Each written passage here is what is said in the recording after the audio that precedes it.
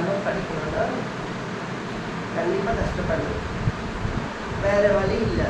படிக்கணும் அப்படின்னா இந்த ஒர்க் பண்ணி தான் படிக்கணும் அப்படின்னு எனக்கு தூக்கம் இருக்காது. 3 o'clock வீட்டுக்கு வந்து படுத்துக்குவேன். ஒரு 4 hours 3 hours கூட எனக்கு தூக்கம் கிடைக்காது.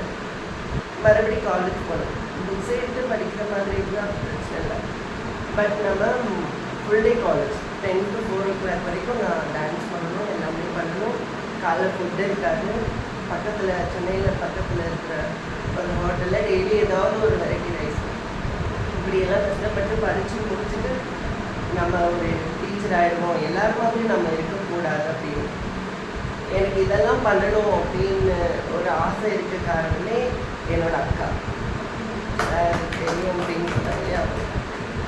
நான் ஒரு டான்ஸாக இருக்கேன். பட் என்னோட அக்காவுக்கு வந்து கர்ப்பப்பை வளர்ச்சி அது ஒரு ஃபேமிலியில் 2 பிள்ளைங்களும் இருக்காதுன்றதுனால என்னை தூக்கி எறிஞ்சிட்டாங்க.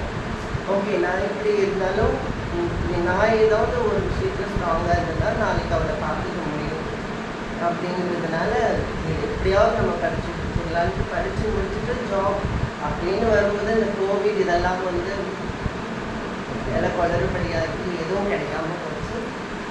அப்புறம் நிறைய சான்ஸ் அடுத்தடுத்து கிடைக்கிற மாதிரி வந்தது.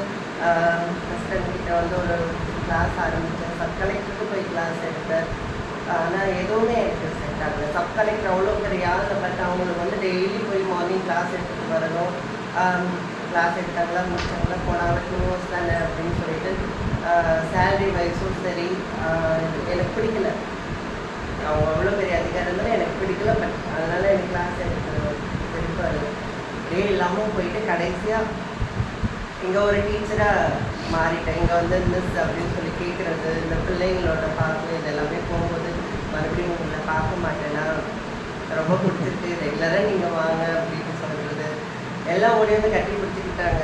எல்லோரும் வந்து கிஸ் பண்ணுறாங்க. எல்லோரும் இந்த காலகட்டத்தில் குழந்தைங்க திருநங்கைகளை பார்த்தா பயந்து ஓடுற குழந்தைங்க இன்னைக்கு நான் ஒரு திருநங்கை இங்கே இருக்கேன், இங்கே ஒரு கிளாஸ் எடுக்க வரேன், எல்லாரும் ஓடி வந்து எனக்கு கட்டி பிடிச்சிக்கிறாங்க. என் கூட சாப்பிடணும், எனக்கு கிஸ் பண்ணணும், ரெகுலராக நீங்கள் வருவீங்களா அப்படியெல்லாம் கேட்குற அளவுக்கு இது அத்தனையும் எனக்கு கிடைச்சதுக்கு காரணம் சி சரவணன் சாரும். இந்த இடத்துல அவங்க வந்து இந்த இடமும் கொடுத்து இங்கே எதனாலும் செஞ்சுருக்கலாம். பட் இடமும் கொடுத்து எனக்கு வாய்ப்பும் கொடுத்து கூடயே இருந்து ட்ராவல் பண்ணி அந்த மேமும் படிக்க முடியாமல் என் கூட இருந்த குழந்தைங்களை அடக்கி எல்லாத்தையும் செஞ்சுட்டு இவ்வளோ ஒத்துழைப்பும் இருந்தது எனக்கு.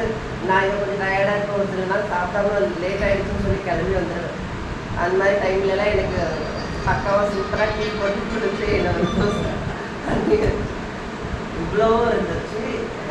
இது எல்லாமும் உங்களால் தான் கிடைச்சது. ரொம்ப ரொம்ப நன்றி. சொல்ல வார்த்தை இல்லை. Thank you.